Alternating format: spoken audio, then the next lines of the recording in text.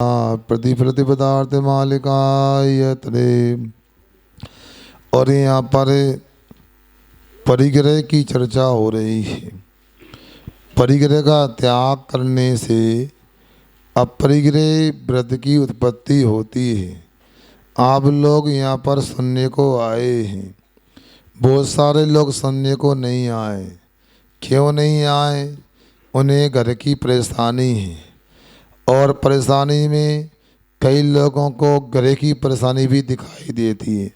7.5 का योग चल रहा है, कोई तो काल सर्पणी योग चल रहा है, कोई फलाने तीर्थ पर जाते हैं, कोई कहीं तीर्थ देवी देवता के पास जाते हैं। तो याद रखो, ये जितने भी ग्रह हैं ये परिग्रह वालों को परेशान करते हैं। उन परिग्रह वालों को परेशान करते हैं जिन्होंने परिग्रह का त्याग किया है, उनके चरणों में नहीं जाते हैं। या तो ग्रह से बचने का उपाय संपूर्ण परिग्रह का त्याग करो, अथवा दूसरा उपाय जिन्होंने परिग्रह का त्याग कर दिया है उनके चरणों में जाकर भक्ति करने लगो। इसलिए आप लोगों के लिए एक परिग्रह को लेकर के आचार्य अमृतचंद्र महाराज जी बता रहे हैं।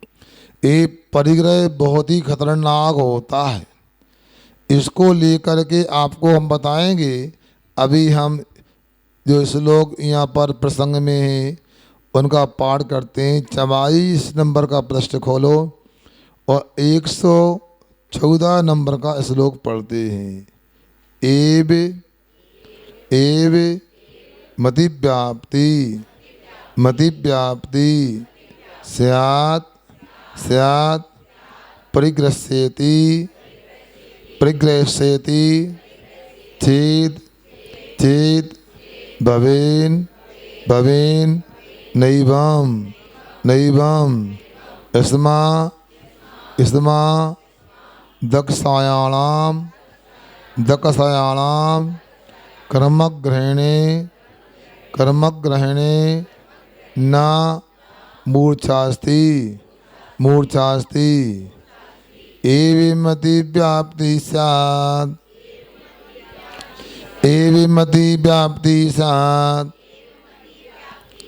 परिग्रह्यति चेत् भवेन्नैवं परिग्रह्यति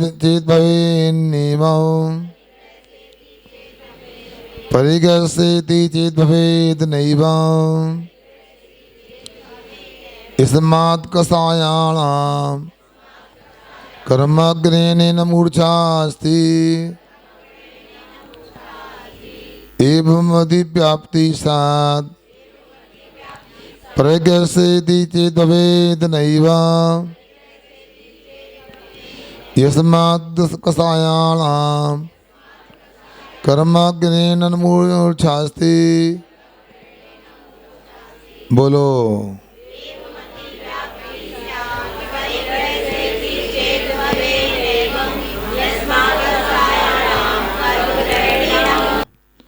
अब यहाँ देखो क्या कहा है। एवं इस प्रकार से परिग्रह से अतिव्याप्ति, परिग्रह जो है बाहर का परिग्रह जिसको कहते हैं बाह्य परिग्रह, उसकी अतिव्याप्ति स्यात्, उसकी अतिव्याप्ति है। इस पर इति चेत ऐसा कोई कहता है तो एवं न भवेत्, इस प्रकार नहीं है, कहना गलत है। इसमात क्योंकि अकषायाणाम, कषाय से रहित जो हैं, कर्मग्रहणे मूर्छा न थी। भाई जो कषाय से रहते उनके कर्मों को ग्रहण करने में मूर्छा नहीं है। क्या कह रहे? कर्मों को ग्रहण में उनकी आसक्ति नहीं है, इसलिए अतिव्याप्ति नहीं है। अतिव्याप्ति जानते हैं क्या होता है? सुन रहे हैं आप लोग? अतिव्याप्ति का अर्थ होता है कि जो लक्ष्य उसमें भी लक्षण पाए जाए, जो लक्ष्य नहीं है उसमें भी लक्षण पाए जाए। जैसे मान लो उदाहरण के रूप में बताता हूँ, क्या गाय का लक्षण सींग, क्या बोला? तो सींग जो होता है गाय के पास ही पहुंचता होता है क्या? बोलो, सींग जो होता है हिरण के पास नहीं होता क्या? भैंस के पास नहीं होता क्या? होता है ना। तो आप लोगों को ये याद रखना चाहिए कि वो गाय का लक्षण कैसे बनेगा। हमने पहले बताया था भाई अचोरी व्रत को लेकर के कि 3 प्रकार के लक्षण में दोष होते हैं। कौन से? अव्याप्ति दोष, अतिव्याप्ति दोष और असंभव दोष। अब देखना, पशु का लक्षण सींग, ये क्या हो गया? अव्याप्ति दोष हो गया, क्योंकि अनेक पशु होते हैं जिनके सींग नहीं होते। बोलो, कुत्ते के सींग होते हैं, खरगोश के सींग होते हैं, शेर के सींग होते हैं, भालू के सींग होते नहीं होते, मगर भैंस के सींग होते हैं, बैल के सींग होते हैं, गाय के सींग होते हैं। इसलिए वो अव्याप्ति हो गई, सभी में नहीं है। अतिव्याप्ति बता दिया, पशु का लक्षण सींग, नहीं गाय का लक्षण सींग। गाय के तो सींग होते हैं, मगर गाय सींग के माध्यम से यदि पहचानी जाएगी तो हिरण को भी गाय बोलना पड़ेगा, भैंस को भी गाय बोलना पड़ेगा। ये अतिव्याप्ति दोष हो गया। तीसरा कौन सा दोष? असंभव दोष। वह क्या होता है?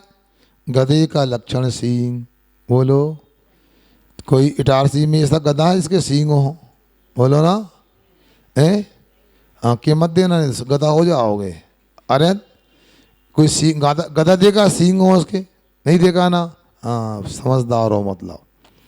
अब देखो, यहाँ अतिव्याप्ति की चर्चा हो रही है, तो यहाँ ये कह रहे हैं कि जहाँ परिग्रह होता है वहाँ पर मूर्छा होगी। क्या कह रहे? ये अतिव्याप्ति दोष भी नहीं है। अब ऐसा थोड़ी है कि परिग्रह हो और मूर्छा ना हो। आप लोग कपड़े पहन के आए, बोलो, कपड़े फट ना जाए चिंता होती कि नहीं? बोलो ना। मोबाइल लेके आए, मोबाइल गुम न जाए चिंता है कि नहीं? बोलो, देख लो मोबाइल, कुछ जेब में दिखने लगे, बताओ मोबाइल है क्या नहीं, गुम गया तो। इसी का नाम मूर्छा है।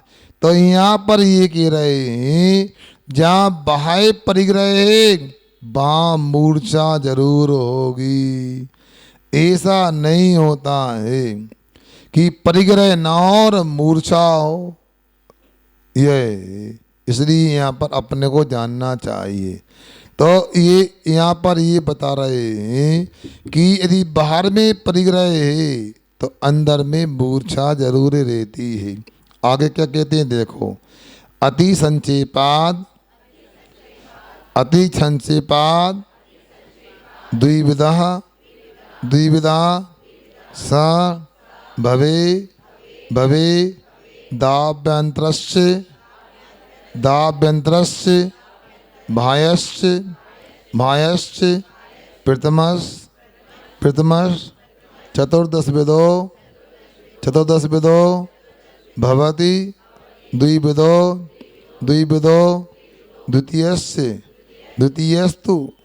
द्वितीयस्तु अतिसंचेपा द्विविधा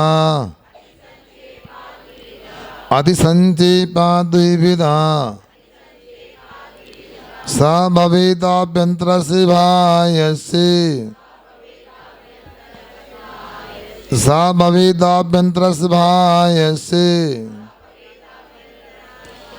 प्रथमश्चतुर्दश विदो भवति द्विविदो द्वितीयस्तु अतिसंचेपा द्विविधा स भवेदाभ्यन्तरस्य भायस्य प्रथमश्चतुर्दश विदो भवति द्विविदो द्वितीयस्तु। पढ़ो।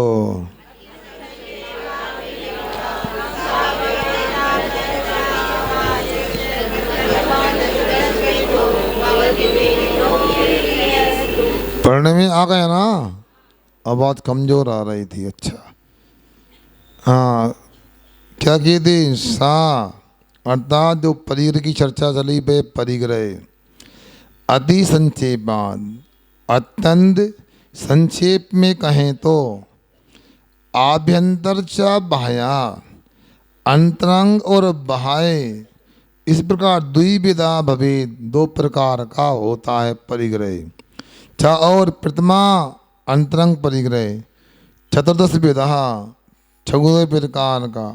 तु तथा द्वितीय बहिरंग परिग्रह द्विविधा, दो प्रकार का होता है, ऐसा अपने को जानना चाहिए। सुन रहे आप लोग? यही तो यहाँ पर परिग्रह को लेकर के रहे। संक्षेप में दो प्रकार का परिग्रह होता है। कौन कौन सा? आभ्यंतर परिग्रह और बहिरंग परिग्रह। अब देखो, परिग्रह दो प्रकार के होते हैं भाई। प्रथम अंतरंग परिग्रह 14 प्रकार का और बहिरंग परिग्रह यहाँ मूल में दो प्रकार का लिया है। ये तो 10 प्रकार का होता है। वो कौन कौन से परिग्रह होते हैं वो अपने को आगे बता रहे हैं। 14 प्रकार के परिग्रह को देखते अगला श्लोक पढ़ के। मिथ्यात्व, मिथ्यात्व वेद रागास, वेद रागास तथैव, तथैव हास्यादयस्य, हास्यादयस्य षड्दोषा, षड्दोषा चत्वारस्य, चत्वारस्य कषायास, कषायास चतुर्दशाभ्यंतरा, चतुर्दशाभ्यंतरा ग्रंथा, ग्रंथा मिथ्याद्व वेद रागास, मिथ्याद्व वेद रागास तथैव हास्यादयस्य षड्दोषा, तथैव हास्यादयस्य षड्दोषा चत्वारस्य कषायास चतुर्दशाभ्यंतरा ग्रंथा, चतुर्दशाभ्यंतरा ग्रंथा मिथ्याद्व वेद रागास तथैव हास्यादयस्य षड्दोषा चत्वारस्य कषायास चतुर्दशाभ्यंतरा ग्रंथा। बोलो।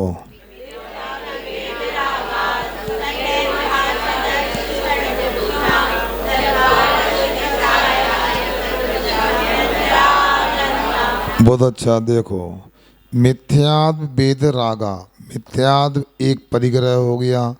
वेद 3 प्रकार के होते हैं, स्त्री वेद, पुरुष वेद, नपुंसक वेद। मिथ्यात्व और 3 4 हो गए। फिर इसके बाद में आगे बता रहे हैं इसी प्रकार से। हासादया षड्दोषा, हास आदि 6 होते हैं। हास, रति, अरति, शोक, भय, जुगुप्सा। कितने हो गए? 4 और 6 10 हो गए ना। आगे षड्दोषा और चत्वारा कषाय, 4 कषाय होती है। कौन कौन सी 4 कषाय? क्रोध, मान, माया, लोभ। 10 और 4 ये इस प्रकार आभ्यंतरा ग्रंथा चतुर्दशा, 14 प्रकार के ये अंतरंग परिग्रह होते हैं। सुन रहे ना आप लोग? ये अनादि काल से अपने साथ लगे हैं।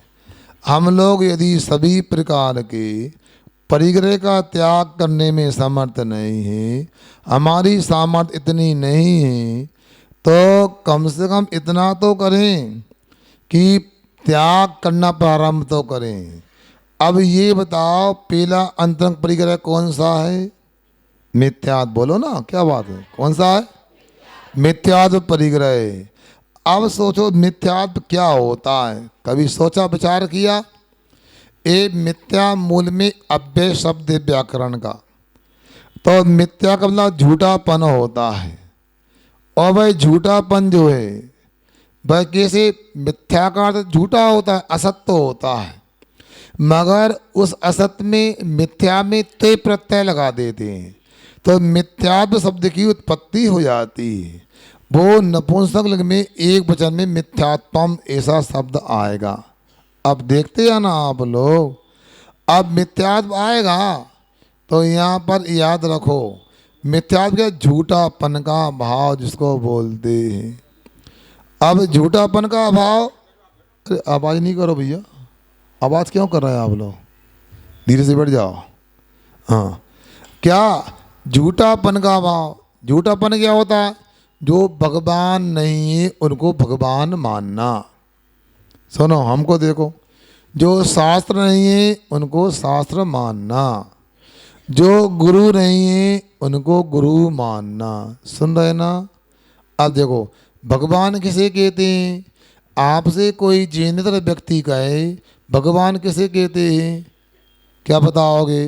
आप कहोगे बीतराग सर्वभक्त हितोपदेशी सच्चे भगवान होते हैं।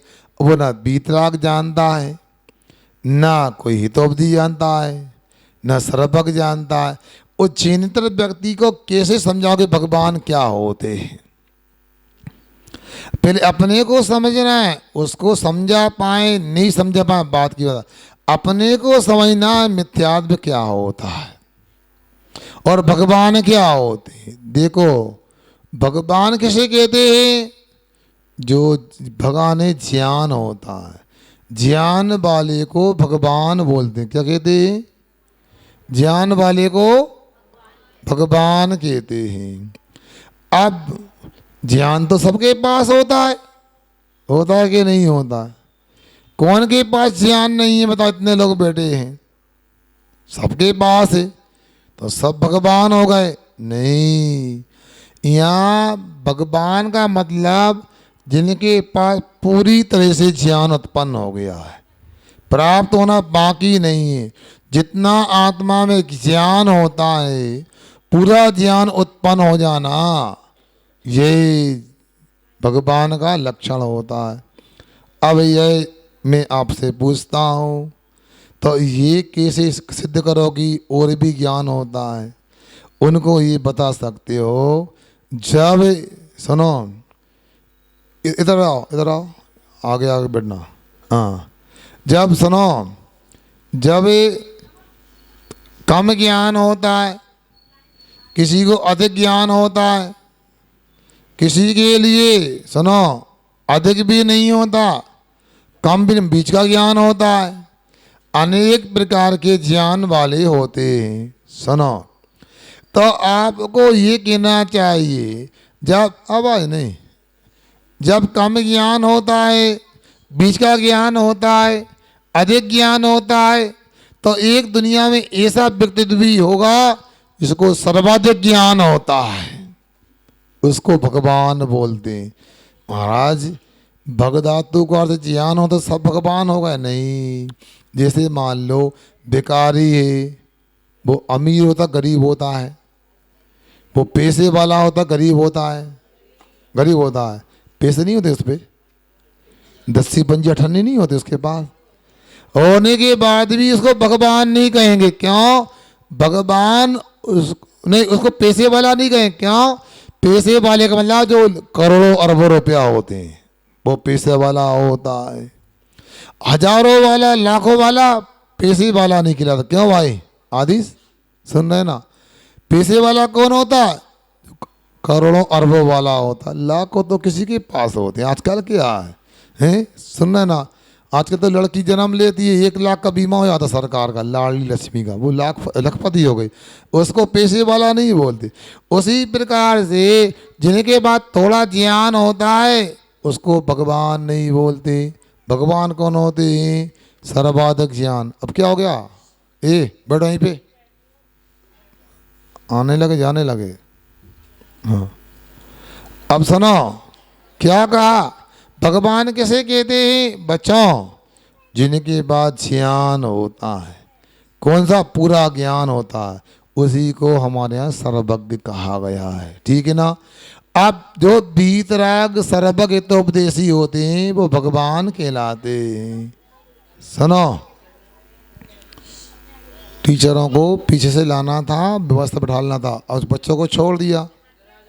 हाँ, अब बोलो नहीं। अरे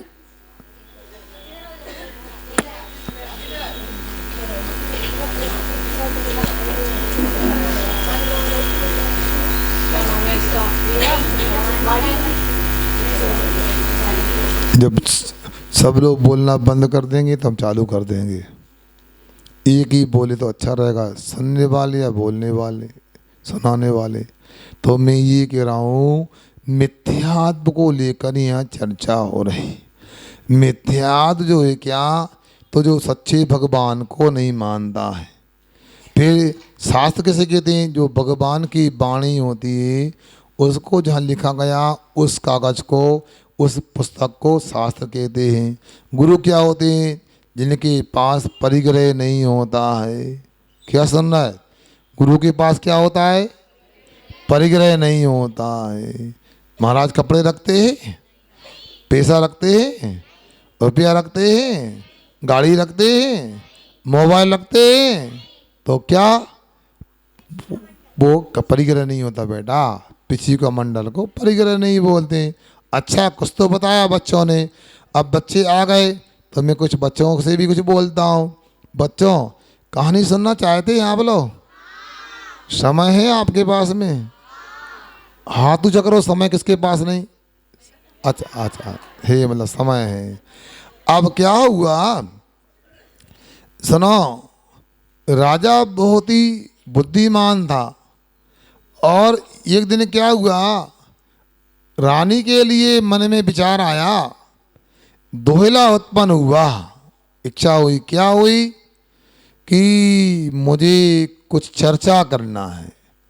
चर्चा कौन सी करना है?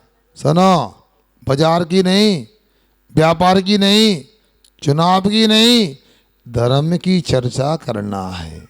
करो। वो राजा के पास जाती राज दरबार में, और स्वामिन, मुझे आज आपके साथ में प्रचना नाम का स्वाध्याय करना। कौन सा? हाँ, बढ़िया, वहीं पे बेटा लग रखो, उनको बांध के रखो।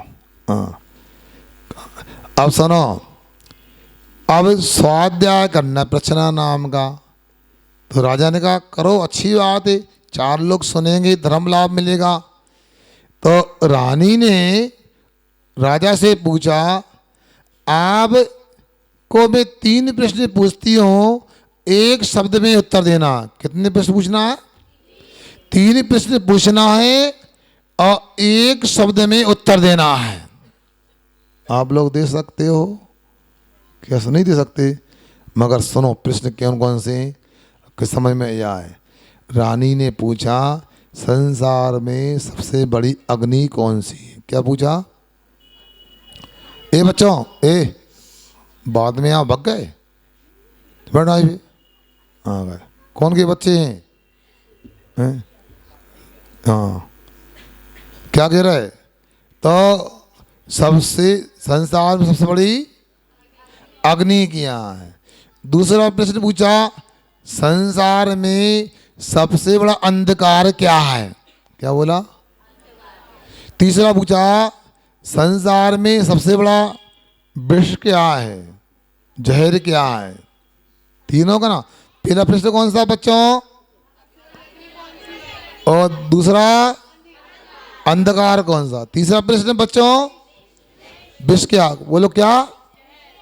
तो सुनो, अब 3 प्रश्न का उत्तर क्या हो सकता है? तो राजा ने कहा, संसार में सबसे बड़ी अग्नि मिथ्यात्व है, संसार में सबसे बड़ा अंधकार मिथ्यात्व है, संसार में सबसे बड़ा जहर मिथ्यात्व है। पूछा कैसे? तो राजा ने कहा सुनो, ऐसे। मिथ्यात्व का मतलब झूठापन, जो जैसा नहीं है उसे वैसा मानना। सुन रहे ना आप लोग? ये तो राजा ने कहा देखो, सबसे बड़ी अग्नि मिथ्यात्व इसलिए है, अग्नि से जल जाते हैं, थोड़ी सी मलहम लगा लेते हैं, स्वस्थ हो जाते हैं। किंतु मिथ्यात्व रूपी अग्नि ऐसी है, इसमें यदि आत्मा जल जाता है तो अनंत भव भी संसार में दुखों को हटाना पड़ता है। फिर कहा संसार में सबसे बड़ा अंधकार क्या है? मिथ्यात्व है। क्यों है? यदि मान लो रात में अंधेरा हो जाए, सुनो, लाइट गोल हो जाए तो थोड़ी छोटी सी चिमनी जला के, दीपक जला करके भी उजाला किया जा सकता है। मगर मिथ्यात्व का अंधेरा ऐसा है अपने आत्मा में, अपने को कुछ नहीं दिख रहा, सच्चे भगवान नहीं दिख रहा है, सच्चे शास्त्र नहीं दिख रहा है, सच्चे गुरु नहीं दिख रहा है, और इधर उधर भटकते रहते हैं। थोड़ी परेशानी आ गई, इधर लोबान छोड़ के आ जाते हैं, कहीं अगरबत्ती लगाते हैं, कहीं नारियल फोड़ते हैं। आचार्य कहते हैं आपको कोई भी परेशानी हो, कोई भी समस्या हो, पारसनाथ भगवान के पास जाओ, अच्छे से दर्शन करो, भक्ति करो, आपके पूरे बिगड़े काम बन जाएंगे। किनके पास जाना बच्चों? किनके पास? कहाँ पर है पारसनाथ? है? अरे यहाँ गिटारसी में नहीं है?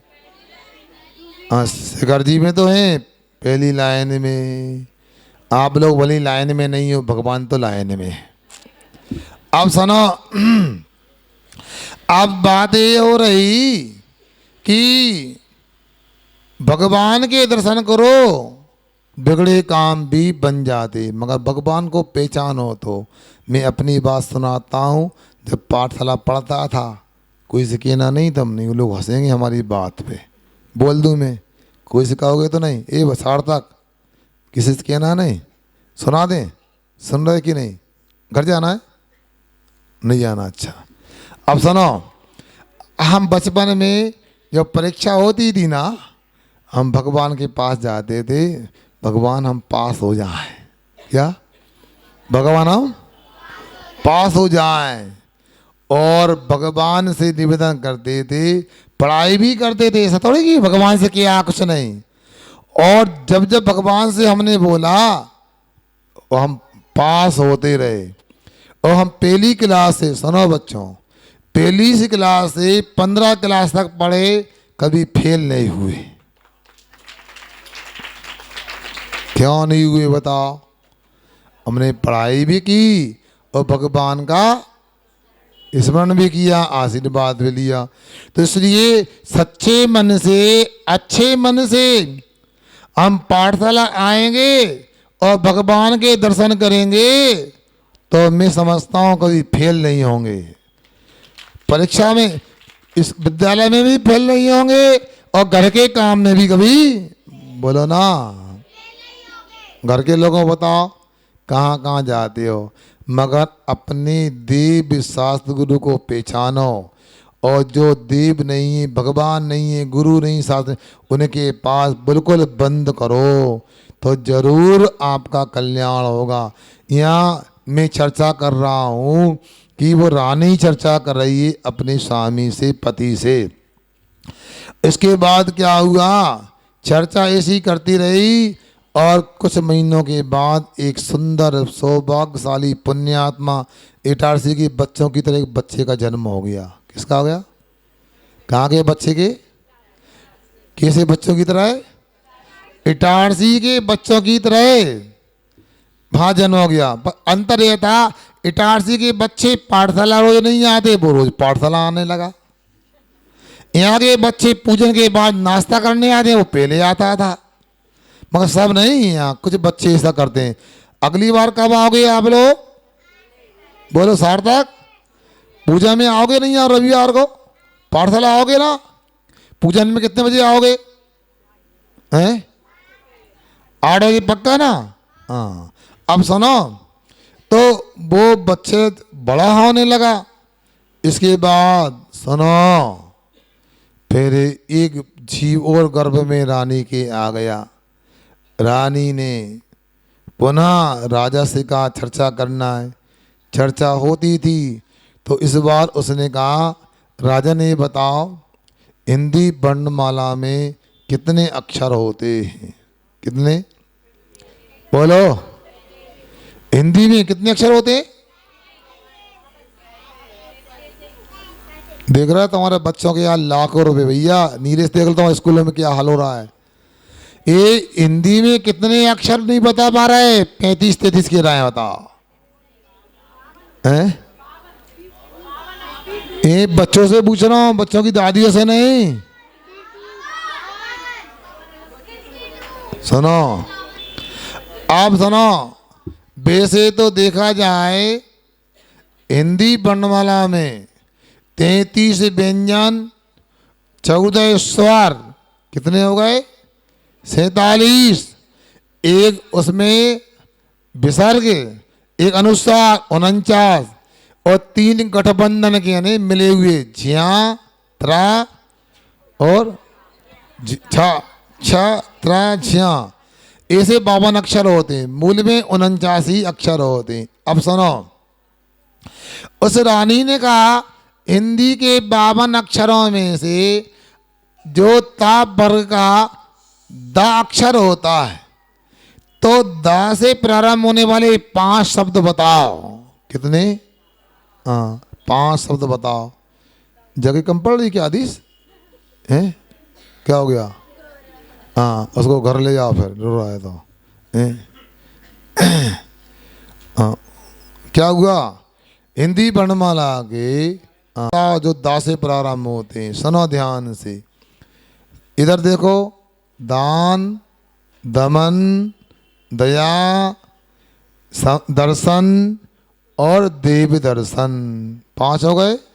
कौन कौन से? दान, दया, दमन, देव दर्शन और दर्शन है सम्यक दर्शन जिसको बोलते हैं। ऐसे 5 अक्षर बता दी। दान किसे कहते हैं? सुनो, पानी बाणे नाव में, घर में बाणे दाम, दोनों हाथ उलीचिए यही सयानो काम। नाव में पानी भर जाता तो क्या करते हैं बच्चों? बोलो। यदि निकालेंगे नहीं तो क्या होगा? क्या डूब जाएगी? नाव डूब जाएगी। तो नाव में जैसे पानी भर जाता है, नाव डूब जाती है। वैसे ही घर में सुनो, रुपया पैसा संपत्ति भर जाती है ना, तो घर के लोग भी डूब जाते हैं। कहाँ चले जाते हैं? वो लोग कहाँ चले जाते हैं? नीचे क्या है? कहाँ डूब जाते हैं? हाँ, तो कहाँ जाना तुमको? नीचे जाना कि ऊपर जाना? ऊपर। ऊपर क्या है? मोक्ष। बहुत अच्छा। मोक्ष जाना कि नरक जाना? तो मोक्ष जाना दान करना कि नहीं करना? करना है ना। अपने माता पिता को बोल देना दान किया करो, नहीं तो नरक जाना पड़ेगा। कहाँ जाना पड़ेगा? तो दान करेंगे तो स्वर्ग मोक्ष मिलेगा। बहुत अच्छा। दान के बाद दया। कोई चींटी मान लो चल रही है, उसके ऊपर पानी डालोगे क्या? चींटी को मारोगे क्या?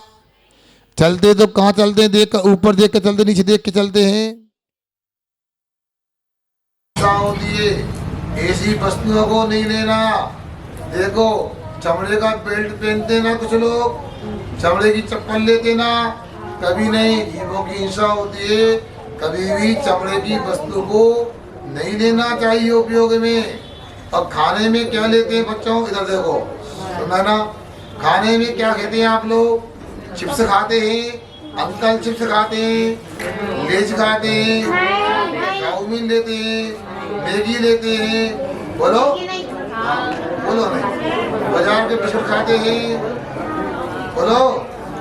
बाजार के बिस्कुट खाते हैं, चॉकलेट खाते हैं। अब सुनो, इनमें क्या कहा? बाजार में जो जो आता है ना, जिनके नाम पता है, एक लेज होता ना, लेज, उसके ऊपर लिखा था ये सूअर की चर्बी से बना है। क्या बना है? बोलो। सूअर की चर्बी खा सकते हो? तो मांसाहारी को शाकाहारी? सकी अहिंसक। अब सुनो क्या कहा जा रहा है। तो आप लोग जिसमें चर्बी डली वो खाते हो? जिसमें अंडा डला खाते हो? तो यदि अंडा और चर्बी मांस के त्यागी हो, बाजार की वस्तु नहीं खाओ, अपने माँ की हाथ का बना खाओ, अपने दादी की हाथ का बना खाओ, तभी आप दमन करने वाले कहलाओगे। फिर इसके बाद सुनो, देव दर्शन मतलब रोज भगवान के दर्शन करना चाहिए। इससे क्या होता है? पापों का नाश होता है। कौन कौन दर्शन करने नहीं जाता? हाथ ऊंचा करो। रोज दर्शन करने जाते हैं? रोज दर्शन करने नहीं जाती? रोज क्यों? क्यों? शाम को चलिए आप, क्यों नहीं जाता है? रोज जाना मंदिर आज से। हाँ, अब देखो, फिर सम्यक दर्शन क्या? मिथ्यात्व का त्याग करने का नाम ही सम्यक दर्शन है। ऐसे 5 दकारों की चर्चा की।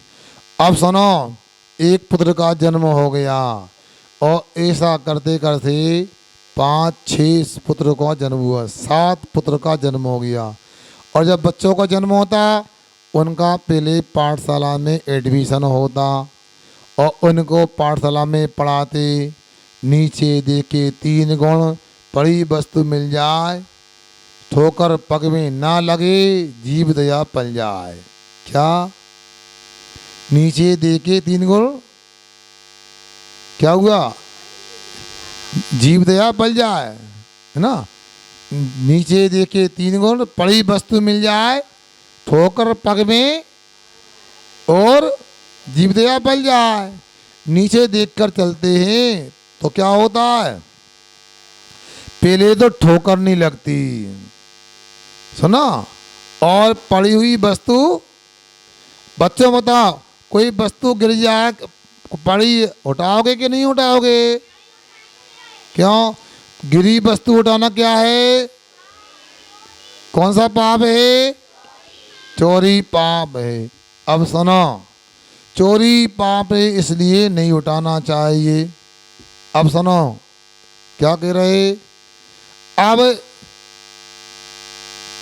अपनी वस्तु गिर गई तो मंदिर गए और जेब में अपना पेन रखा था, नीचे गिर गया, लौटते में आके दिख गया, अरे पेन निकल के गिर गया था। तो अपनी वस्तु को तो उठा सकते हैं, सुना ना।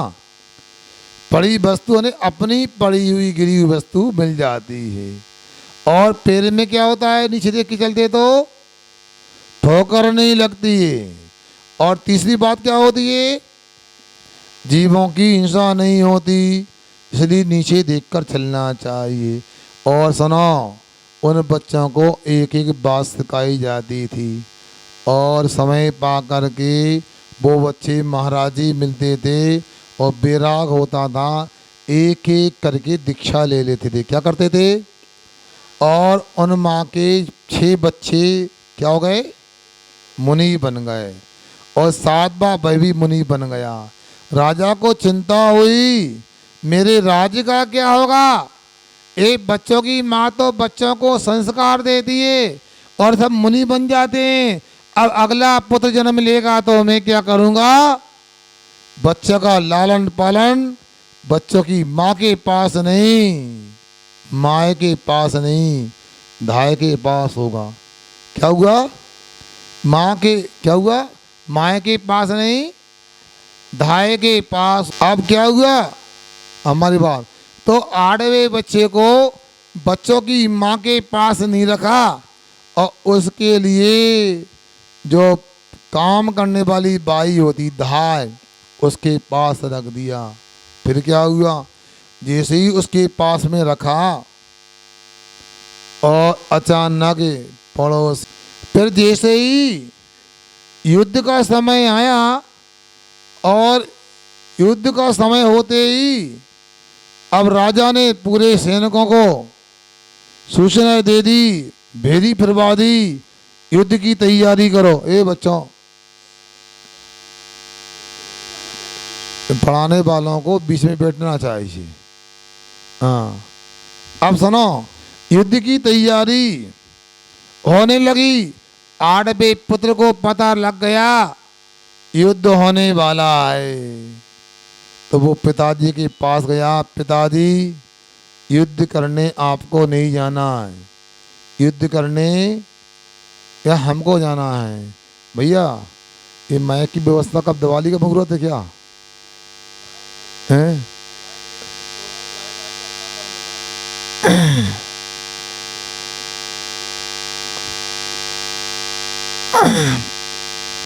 अब फिर क्या हुआ,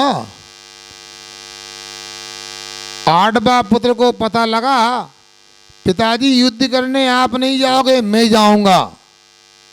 राजा कहता है बेटा अभी तुमने घर में खेला कूदा है, युद्ध करना सामान्य बात नहीं, तुम बड़े और बड़े हो जाओ और युद्ध कौशल सीख लो, युद्ध का प्रशिक्षण ले लो तब जाना।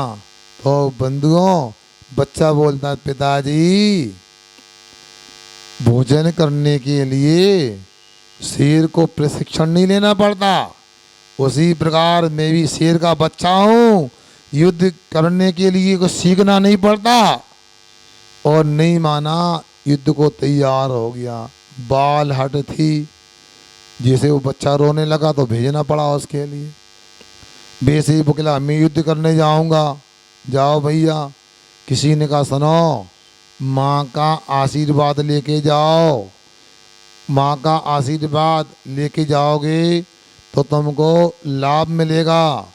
वो माँ के पास गया तो माँ ने सुनो उसको कहा ठीक तुम सफल हो अपने काम में, एक पर्ची दे दी, इसको गले में बांध लेना, यदि कोई समस्या आए कोई परेशानी आए तो आप ऐसा करना, क्या करना, तुम इस पर्ची को पढ़ लेना और पढ़ने के बाद में आपकी समस्या का समाधान हो जाए। क्या पढ़ लेना बच्चों, क्या पढ़ लेना, हाँ सुन रहे, हाँ। तो क्या हुआ, जैसे युद्ध करने गया और युद्ध करने गया तो क्या हुआ, हाँ इधर देखो सामने, क्या सुनो, तो क्या हुआ युद्ध में जब वो हारने लगा राजा, आवाज आ रही ना, सुनो वहीं से, हाँ युद्ध में हारने लगा, हाथी पर बैठा था, सुनो काम की बात, हाथी पे कौन बैठा था, कौन का बेटा, राजा का बेटा हाथी पर बैठा था और हारने लगा। तो उसने कहा, माँ ने कहा था जब समस्या आए तो इस पत्र को पढ़ लेना, पर्ची को पढ़ लेना।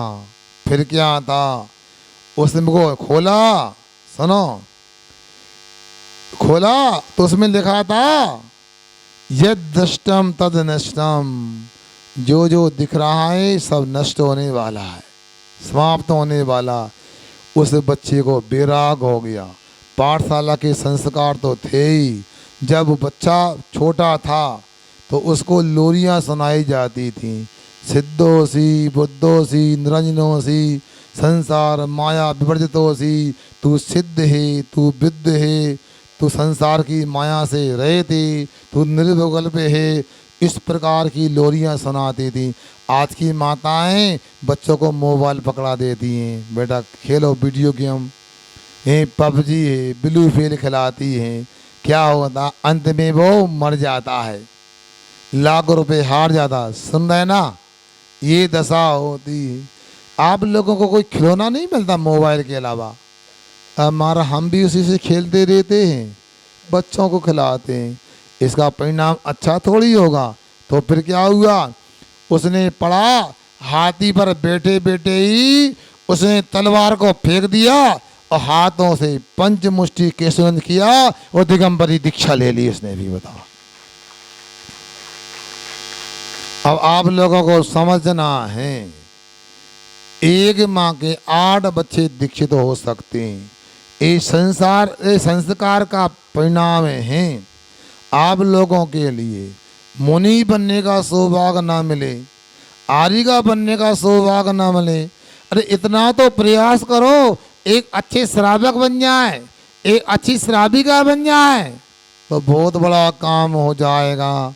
सुनो, आप लोगों को अभी पता नहीं कैसी कैसी परेशानियां होती हैं। मिथ्यात् परिग्रह यहाँ कहा गया है, अपने को यदि पूरे परिग्रह का त्याग नहीं बनता, मिथ्यात्व का तो त्याग कर सकते हैं। कैसे करना है, आज से नियम ले कि हम कभी भी किसी भी कुगुरु कुदेव के शास्त्र को नहीं मानेंगे।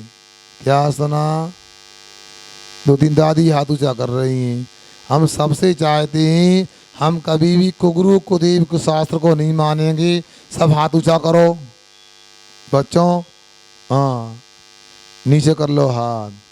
मतलब जैसे मंदिर में ऋषभदेव भगवान न्यास कॉलोनी में विराजमान है, जैसे पारसनाथ लाइन एरिया में विराजमान है, जैसे नेमीनाथ जी विराजमान है, जैसे शांतिनाथ जी, ऐसे भगवान की आराधना करेंगे, उनको नमोस्तु करेंगे। एक धागा भी होगा, एक माला भी होगी, उनको नमस्कार नहीं करेंगे।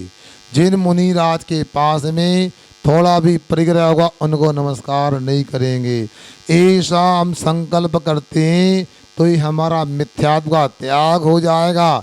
और मिथ्यात्व सबसे बड़ा परिग्रह होता है। मिथ्यात्व परिग्रह का त्याग कर दिया तो आज नहीं तो कल जरूर भगवान बन जाएंगे। क्या बन जाएंगे? हाँ, भगवान बन जाएंगे। किसी ने कहा है, सुनो, खाने से नहीं, नाश्ता हो गया तुम लोगों का? सुनो, नाश्ता के बाद खाने से नहीं, पचाने से पहलवान बनते हैं। पढ़ने से नहीं, चिंतन से विद्वान बनते हैं। पढ़ते नहीं पढ़ते, चिंतन भी किया करो। खाने से नहीं, पचाने से पहलवान बनते हैं। पढ़ने से नहीं, चिंतन से भगवान विद्वान बनते हैं। कमाने से नहीं, बचाने से धनवान बनते हैं। उसी प्रकार बच्चों, चर्चा से नहीं, चर्या से भगवान बनते हैं। चर्या से भगवान बनते। तो ऐसे मिथ्या परिग्रह का त्याग सबका होना चाहिए। आप लोगों को हमने ये मदालसा माँ की कहानी सुनाई। कौन सी कहानी बच्चों? जिसके 8 बच्चे मुनि बन गए। ऐसे मैं चाहता हूँ जैन कुल में आज की माता भी काम करें, बच्चों को संस्कार दें, उनको उंगली पकड़े मंदिर ले जाएं, पाठशाला भेजें। तो हो सकता आपका बच्चा भी मुनि आरिका बन जाए। और मुनि आरिका नहीं बनेगा तो इतना तो पक्का हो जाएगा, बच्चा पाठशाला आएगा तो आपका कभी सिर नीचे नहीं होगा, आपका कुल का नाम बदनाम नहीं होगा। इसलिए आप लोगों से मेरा कहना है, बार बार बोल रहा हूँ, मेरे जाने के बाद कभी उम्मीद मत करना या तो साधु आएंगे नहीं, आ गए तो पाठशाला के लिए नहीं बताएंगे। ये आखिरी मौका है, अपनी कॉलोनियों में सभी बच्चों को लेकर आओ। मुझे पता है आपके लिए बच्चों की परीक्षा हो रही है, कभी वार्षिक परीक्षा, कभी अर्धवार्षिक परीक्षा, कभी तिमाही परीक्षा, कभी मासिक परीक्षा, कभी साप्ताहिक।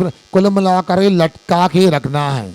बच्चों को ज़्यादा लौकिक शिक्षा के चक्कर में रखते हो, मना नहीं, मगर धर्म की शिक्षा के लिए पाठशाला आना चाहिए। आज हमें अच्छा लग रहा है, ये हमारी बहनें जो बड़ी बहनें हैं ये भी पाठशाला पढ़ने आएंगी। अलग से शिक्षक दे दिया इनको, हमने टाइम दे दिया। एक बार हाथ ऊंचा करना, कितनी बहनें आएंगी पाठशाला? जल्दी, गड़बड़ नहीं करना, जल्दी बोलो। इनके सम्मान में ताली बजाओ जरा। हाँ, अच्छा सुनो, ये हमारी तो मजली बहनें, बड़ी बहनें बताओ, हाँ कितनी महिला पाठशाला आएंगी? जल्दी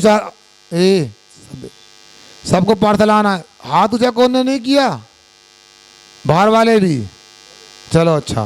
सुनो, अरे बहनों, आप लोग पाठशाला आओगी, भैया लोग घर में क्या करेंगे? भैया लोग पुरुष पाठशाला में 9:30 पे आना। हाथ ऊंचा करो जरा। अरे नीलेश कुमार क्या हो गया? भैया बंटी पाठशाला नहीं आना? देखो भैया, अपना रिश्ता बना के रखना है तो पाठशाला आना है। जिन्हीं बातें बहुत सारी होती हैं। बोलो आशीष, डॉक्टर साहब, अरे कहाँ गए डॉक्टर साहब? सुनो, हम नहीं जानते। अरे आवाज नहीं। कितने पुरुष लोग पाठशाला? विनीत कुमार जी पाठशाला 9:30 भैया, दाढ़ी वाले भैया, पाया जी, हाँ गोयल जी, क्या नहीं आओगे पाठशाला? सुनो रमेश जी, हाँ पीछे भैया कौन कौन बैठे? ये धोती वाले भैया, 9:30 नहीं आओगे पाठशाला? देखो महाराज की बात अभी तक मानी, फायदे में रहे, आगे बात मानोगे और फायदा होने वाला है। और जो हमारी बात को नकार रहे हैं, मैं कुछ नहीं कहता हूँ। सुनो, एक बात सुन लो आखिरी में, इटारसी में भी इटारसी नगर के नगर देवता हैं, मंदिर के देवता हैं, जिनमाड़ी के रक्षक देवता हैं। और तुम लोगों ने हमारी बात मान ली, पूरे देवता तुम्हारा जीवन में दिन दुना रात चौगुना विकास करने वाले हैं। और तुमने जिनमाड़ी की आराधना नहीं की तो देवता आपका सहयोग ना करें और परेशानी कोई आ जाए तो आप जानो। मेरा तो मानना है तुमने यदि सुबह पूजन कर ली और रात में पाठशाला पढ़ ली तो आपका कोई भी काम बिगड़ेगा नहीं, हमेशा काम बनता जाएगा। क्या बंटी समझ में आ रहा है कि नहीं आ रहा? अच्छा हाथ ऊंचा करो, दर्द है हाथ में, बहुत अच्छा। चीनी, हाँ बहुत अच्छा। ए दीपक भैया पीछे किराने वाले, अरे जल्दी 9:30 बजे, 9:30 बजे पाठशाला के लिए। ओ अच्छा करो। सुधीर भैया आपका हाथ कहाँ है? हाथ है, अब बहुत अच्छा, 2 ही हाथ उसे कर दिए। इनका तो आत्मसमर्पण है इनका तो। हाँ ठीक है, मैं समझता हूँ। सुनो कनगा, पीयूष अंकल कितना अच्छा चश्मा आपका, बताओ आप अलग देखोगे, आप बताओ। भैया पाठशाला आओ, संजय भैया पीछे, हाँ बहुत अच्छा।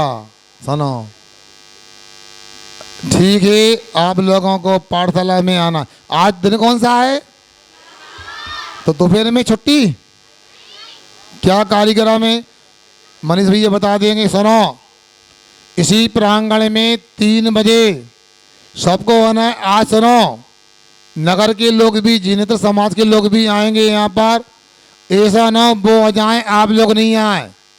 3 बजे उनको समय दिया, आपको 2:30 बजे आ जाना। और उनको लगना चाहिए कि इटारसी में जैन समाज भी है, जीवंत है। आप लोग ये महिला पुरुषों से कहना चाहता हूँ, दुकान बंदे जितने चेहरे दिख रहे हैं 2:45 बजे पूरे यहाँ उपस्थित होना चाहिए। बूढ़े बच्चे महिला पुरुष होना चाहिए। रविवारी प्रवचन विशेष होने वाला है। और सुनो, हमारा सर्वक संस्कार शिविर लगा, उसमें और भी पुरस्कार बंटने वाला है।